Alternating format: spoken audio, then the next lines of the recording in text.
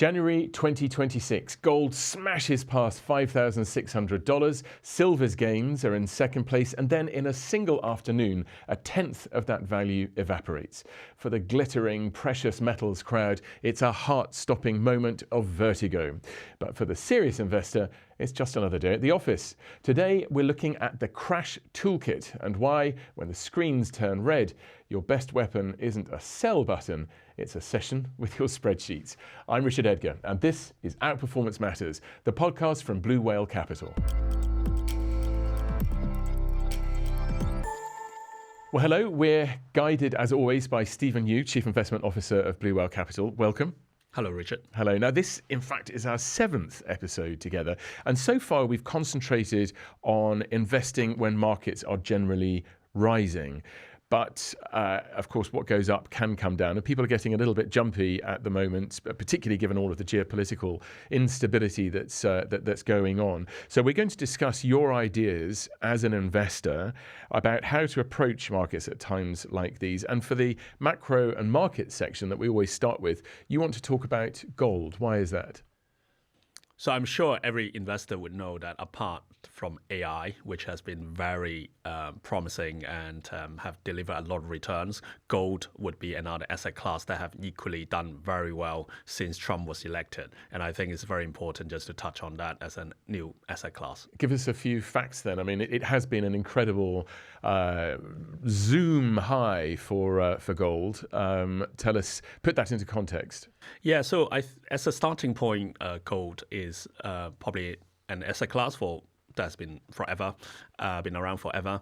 But at the same time, what is more interesting is like if you look at the changes in gold prices since Trump was elected, that's actually gone up over $2,000, and suddenly you have getting a lot more interest in terms of what gold is going to do in people's portfolio. So I think that is probably something that we should explore. Pretty much every investor's maybe noticed that incredible run, haven't they? But it's volatile. I mean, Friday of last week, so that's right at the end of January, we saw that end suddenly stop, and people have had a weekend to digest that. But as we are today, gold has fallen again. So with any, I would say, any asset classes, like including shares in a company, that you always would have attracted like different types of investors, such as like when things are doing well, you have a lot more people jumping onto the boat just to maybe try to squeeze in some profits. But at the same time, most of these people probably didn't know what they were doing. So what happened, I think, recently is we had the new Fed chair being announced last week, and that's going to cause a bit of volatility or a bit of question mark about what is the investment thesis behind gold on that matter, and hence you probably have attracted some sellers to take profits. Very briefly to explain that, that's because the man who's been put forward, nominated to be the next Fed chair, is considered a bit more of an orthodox person.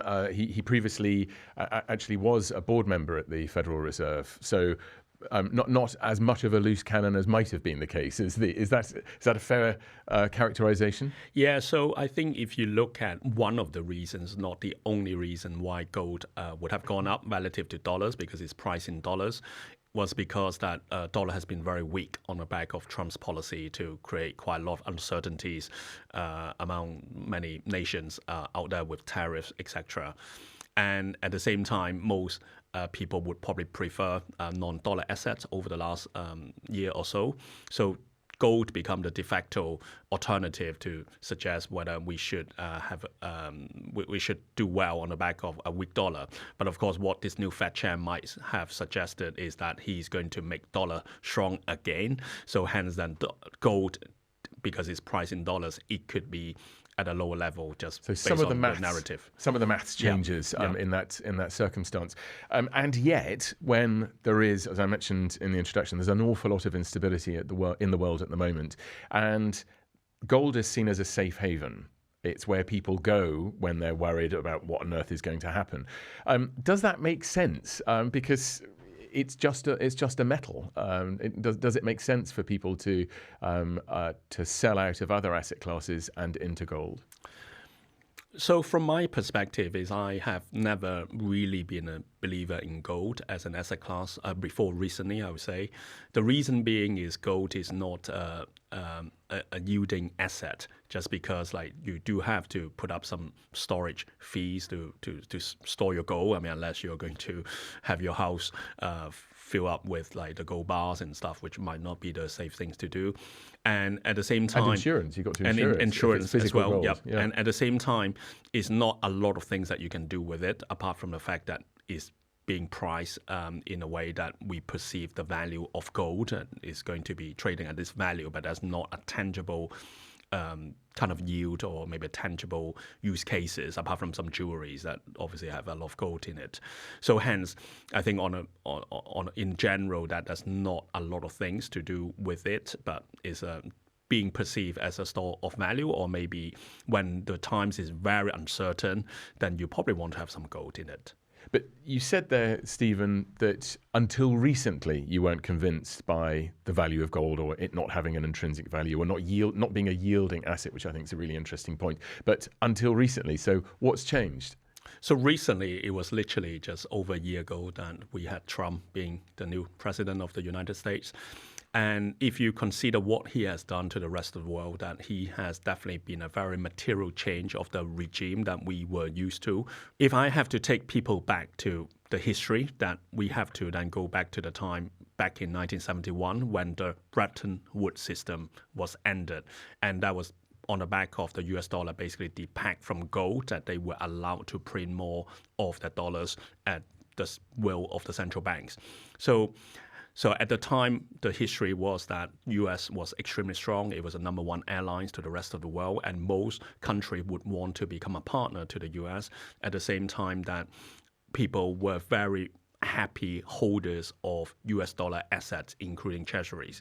I think what Trump has demonstrated that maybe US is no longer your true friend, that people are taking different consideration in terms of whether they should have as much dollar asset as before.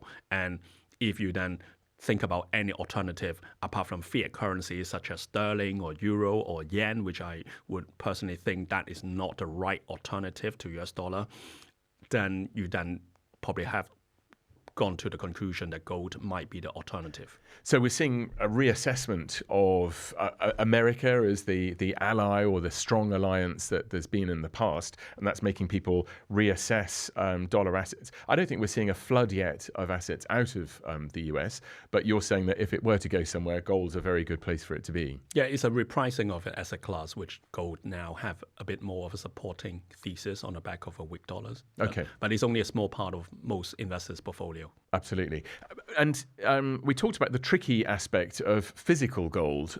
It's heavy. You need to put it somewhere. You need to insure it. It's a difficult asset in some ways, but you don't have to have physical gold, do you? There are other ways of expressing that interest. Yeah, so as our audience would know that we are stock pickers, so we invest into companies. In other words, you don't buy physical gold. We don't buy physical gold. And the alternative is to look at some gold miners who basically owned a lot of reserve, which they can extract out, and now at a much higher prices they can sell the product at.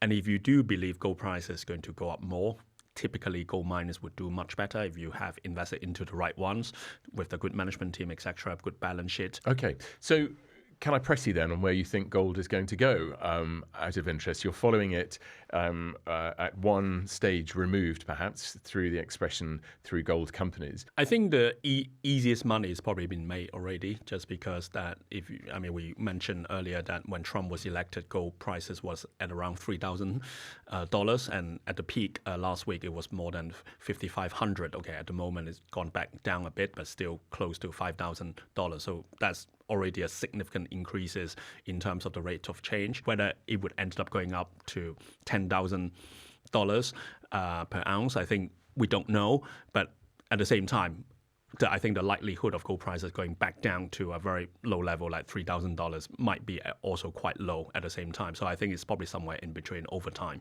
Somewhere in the between. Okay, it'll keep its luster for now.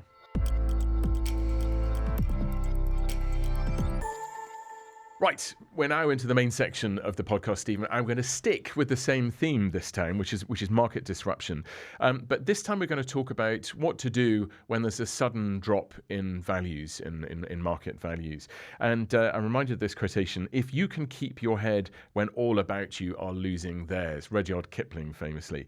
And perhaps we need to distinguish between volatility and a crash. So at what point do you start to worry? So share price volatility is a day-to-day phenomenon that most shares could go up and down, maybe 5 to 10%, just because some changes in investors' thesis or their decision-making process.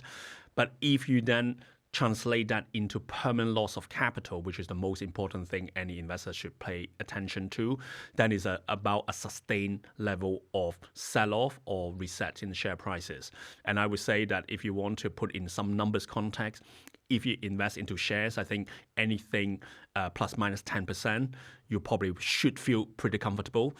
But then if a share then ended up going down more than 10% over a short space of time, and when it gets to 20, I think that's the time that you need to seriously reassess whether you have missed something very important as part of the investment thesis. And your aim as a fund manager is to avoid getting caught up in a broad market sell-off, isn't it?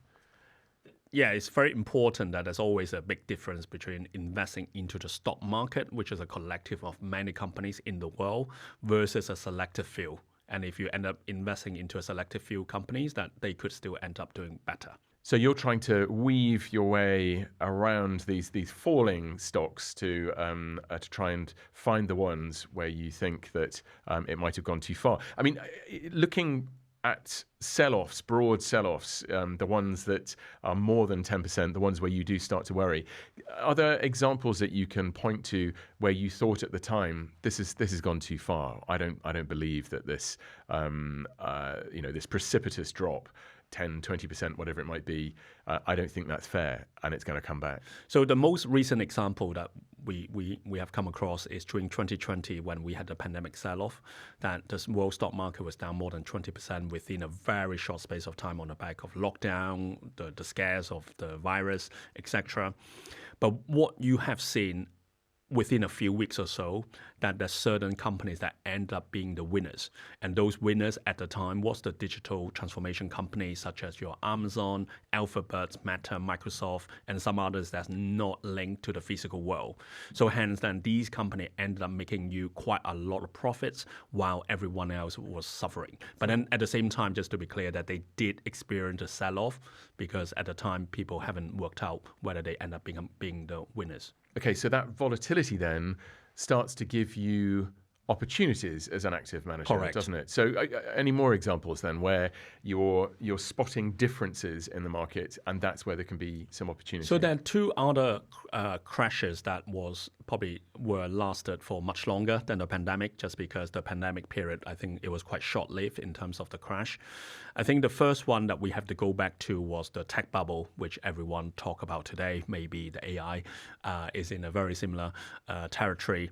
But then when you then look at what happened back in 2000, if you zoom out for like 18-month period before the peak in the stock market, was that the market was down about 15% over 18 months period from early 2000.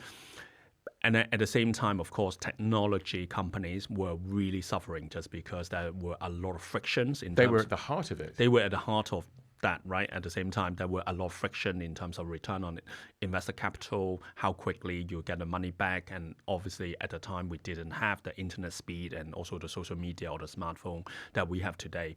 And then so when you look at the technology sector at the time for, let's say, 18-month period, it was down about 50%. Microsoft at the time was down about 38%.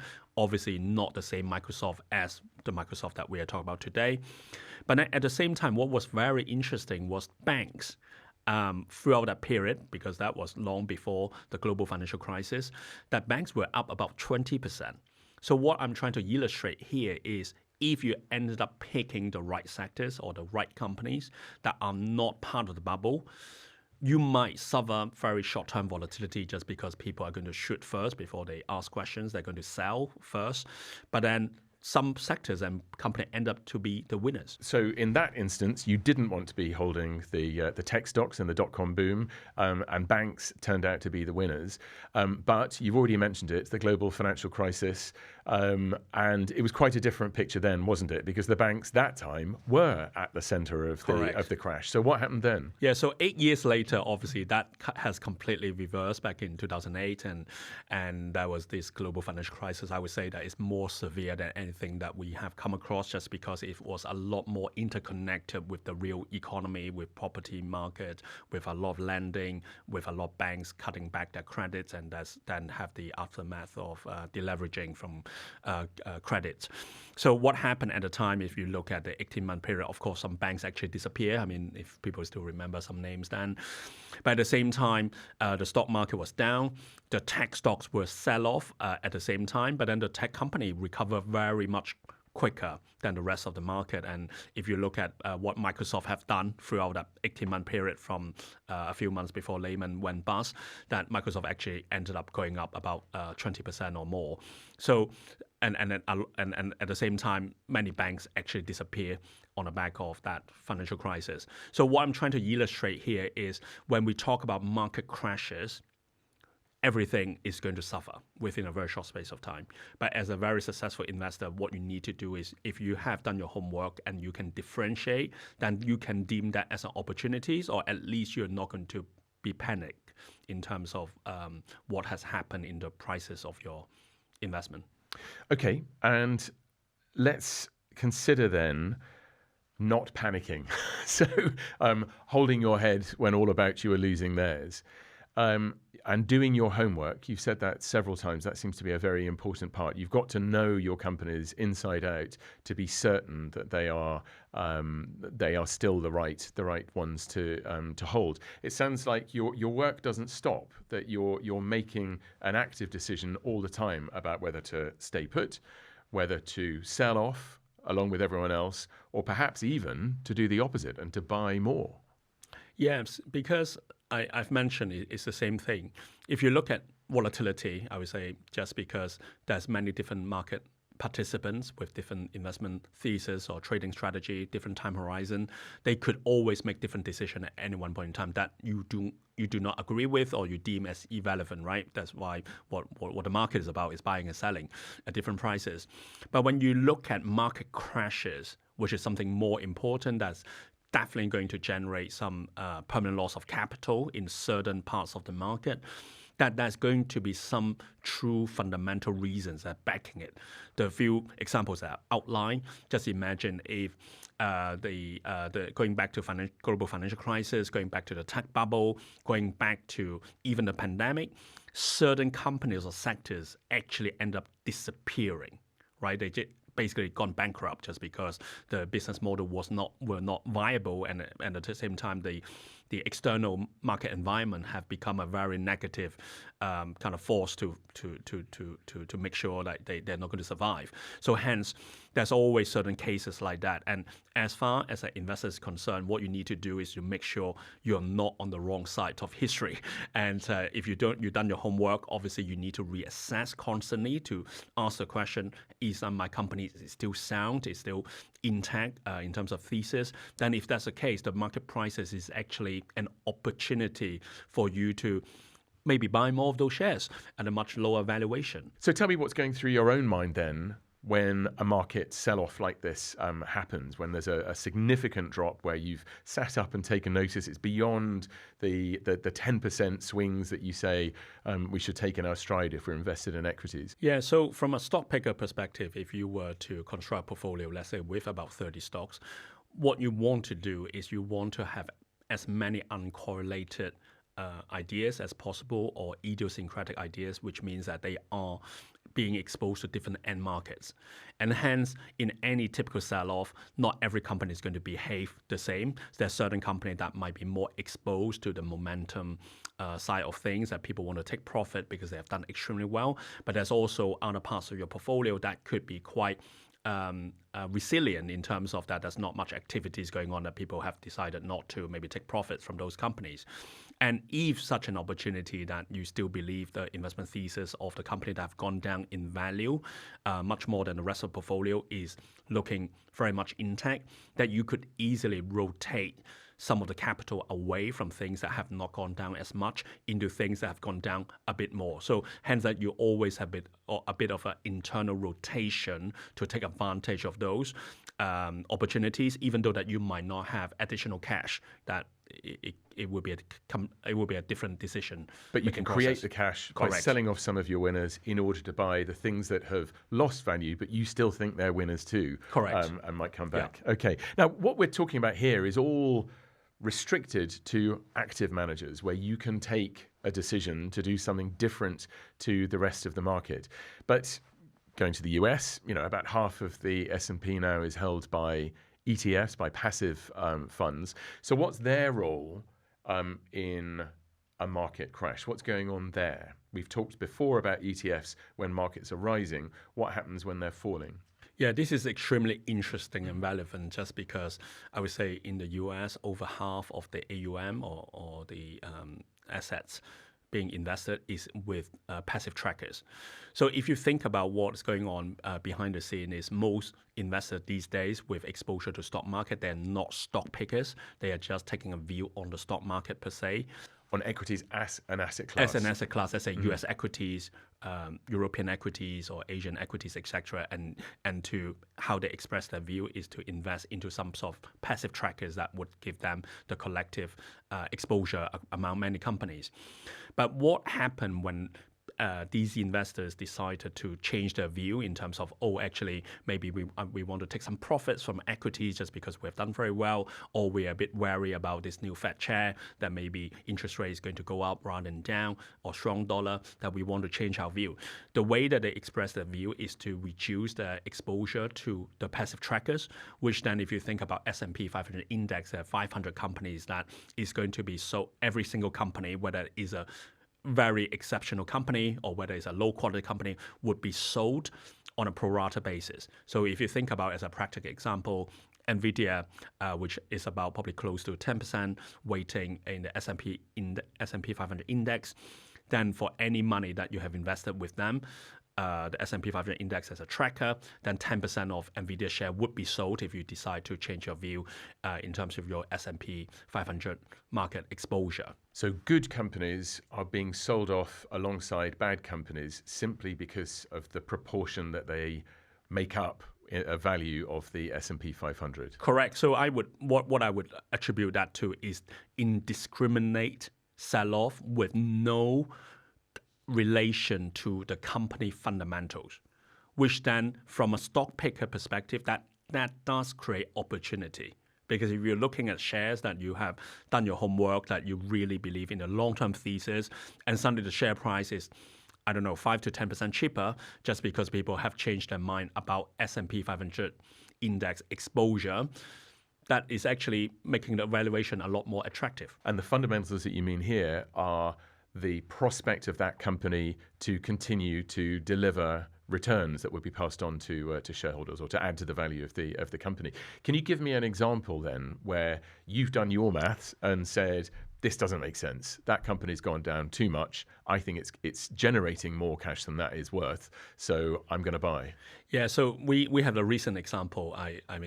The reason I keep going back to Microsoft just because it's a company that most people are very familiar with, but we have many other companies that have gone through the same journey too.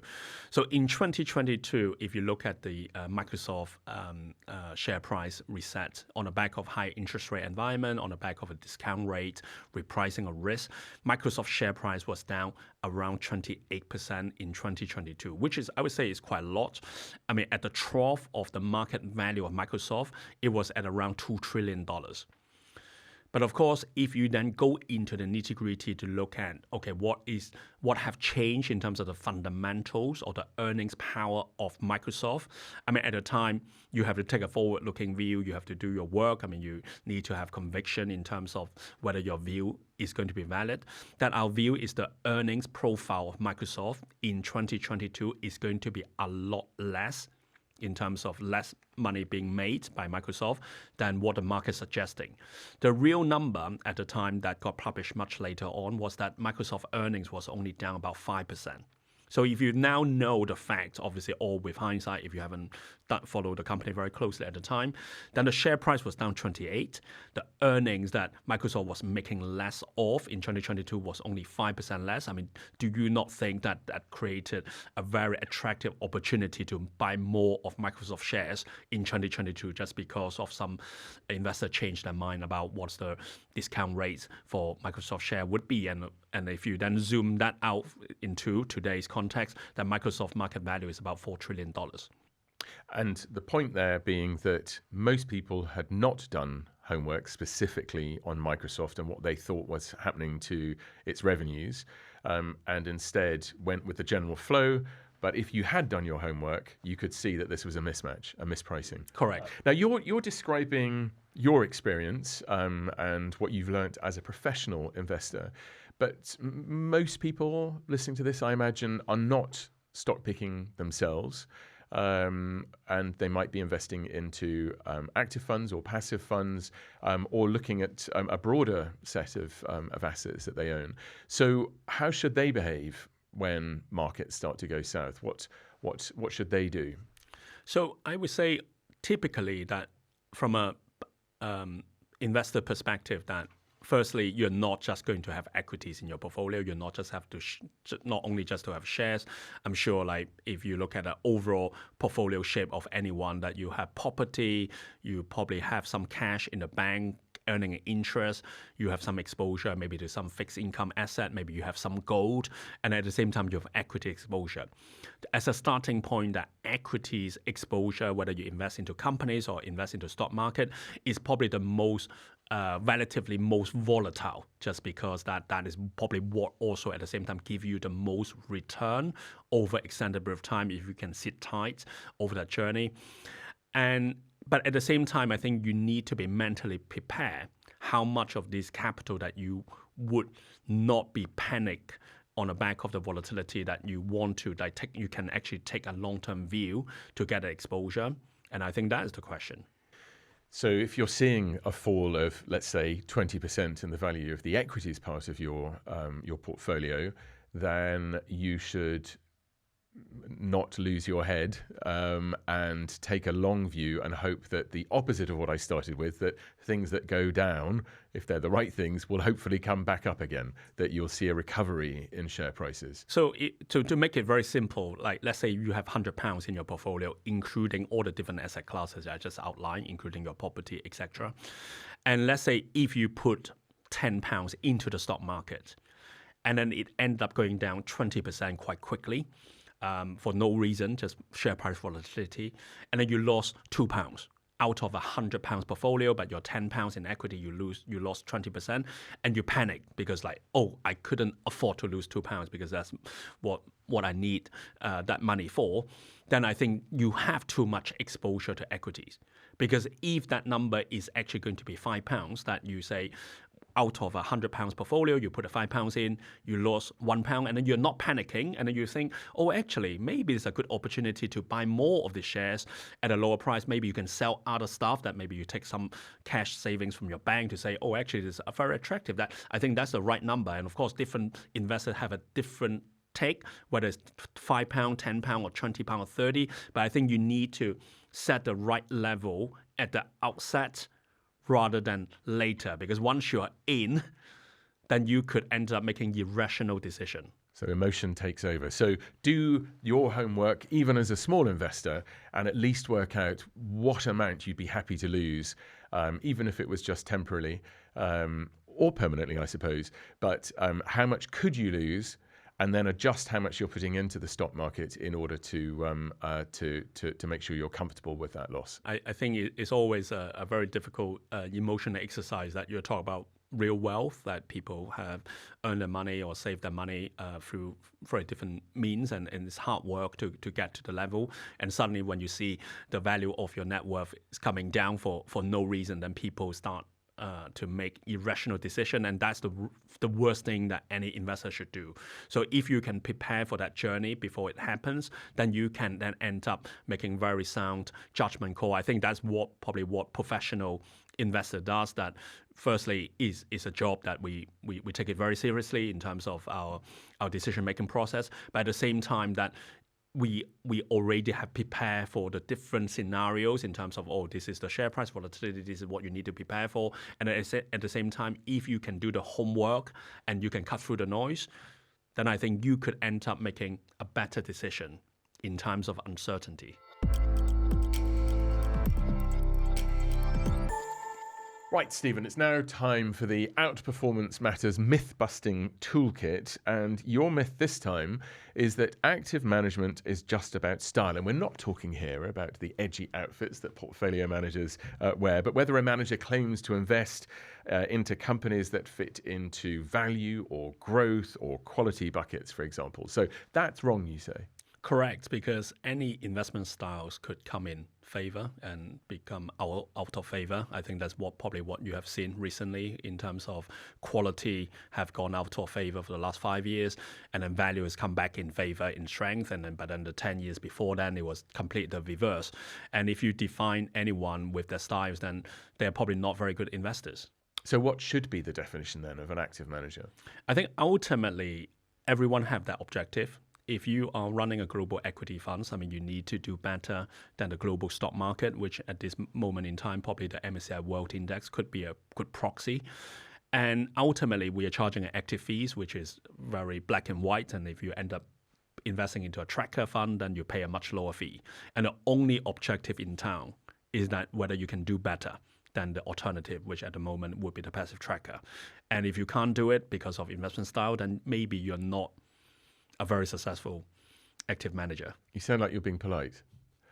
Because I think that what's interesting about these style badges is that it seems to be quite early in a portfolio manager's career that they decide whether they want to align with one of those approaches to investing, whether it's quality, whether it's growth, and then they stick to it. That's their badge. That's what they do, and that's what matters. And that's how they get judged by professional asset allocators as well, isn't it? Whether they are running their fund in the manner of a quality or a growth style. That's right. I think that's probably a bit of legacy in the industry before the rise of trackers ETF. At the same time, there's now many different styles of ETF out there as well. Like you could easily invest into a quality basket of stocks paying a very low fee, which is a tracker, or maybe a value basket of stocks at the same time. So I think the legacy was that many active managers, I would say years ago, that started a career basically to mimic a style, or they decided that this is my style investing. But at the same time, the reality had been for the last many, many years that different styles come in favor and out of favor. And so what happened for manager of a particular style, they end up doing exceptionally well and they get celebrated. They attract a lot more money. And at the same time, you have other managers who are in a completely different styles that basically end up probably losing their job. But then things reverse in time, and suddenly then things are not doing well before and have started doing well. And, so this is the stopped clock theory of investing. That if at some point what I do is going to work because the world around me has aligned for a while. Yeah, reversal. Yeah, in a way. But I think if you really follow very successful investors, not that many out there. Obviously, not every successful investor can outperform every single period of time, but over extended period of time, they transcend their style. To justify those active management fees, you should be aiming to outperform through any cycle, whichever it might be. That's right. Okay. And what's interesting about the investment industry is that it's quite unlike sports in some ways, because in sports, you've talked about sports analogies before. In sports, it's all about winning. It's not the style of losing, perhaps unless you're an England cricket player over the years. But before I get shot down too much on that example, but your point is it should be about winning. I think that's very interesting, because I think within my industry that most investors, which maybe is for the better or worse, is like we are a lot more forgiving in terms of not winning. Not winning means that you ended up underperforming the market. But if you follow any sports like Formula One or sportsmen competing in the Olympics, or even like taking like penalty kick in football, I mean, would you come up with some excuses that, oh, I didn't win the medal, I actually ended up losing the penalty kick, is because of my style? I mean, ultimately, if you're very good at it, I mean, you just try to make a way to win. I mean, not every single time, but over extended period of time, you cannot blame that it's because of your style. So ultimately, I think it's a very difficult job that we have as active managers, just because we are trying to outcompete with everyone who are equally smart or hardworking as us. But that's the only objective in town. Like, there's nothing else. If you can't win, then I would probably consider that as being a League One or maybe a Tier 2, and you're definitely not up there who can transcend any biases or investment styles. So losing with style is not something that we should be aiming for. Okay, well, Stephen, I think we're reaching the end of this episode. You've talked about volatility being a fact of life in public markets. There's lots of different views and different time horizons, and you mentioned several times about having to do your homework, really knowing your companies inside out, so that you know when it's not justified to see a share price fall as much as the wider market, and time to come back in if you can. But you shouldn't be stubborn just because from time to time the market's right, and you need to take notice and reassess your investment thesis. Well, it sounds like a case of extra homework, but at least you get paid for doing it. That's it for this episode. Thank you, Stephen Yu of Blue Whale Capital. We love getting listener questions, and Stephen will try to answer your questions about Outperformance Matters. Write to producer@bluewhale.co.uk. That's producer@bluewhale.co.uk. Thanks for listening. If you've enjoyed this, do tune in again and leave us a review on your favourite podcast platform. Remember, Outperformance Matters. Goodbye.